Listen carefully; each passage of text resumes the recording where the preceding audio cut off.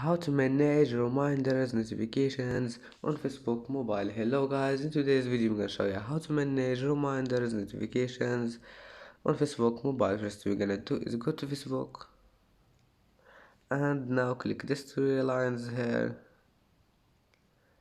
and then just go down until you find settings and privacy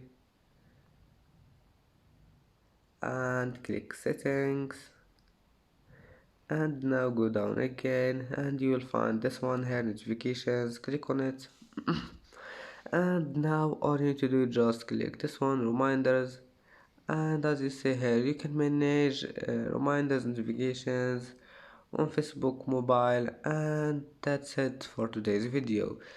If you like this video, please don't forget like and subscribe, and see you in the next video.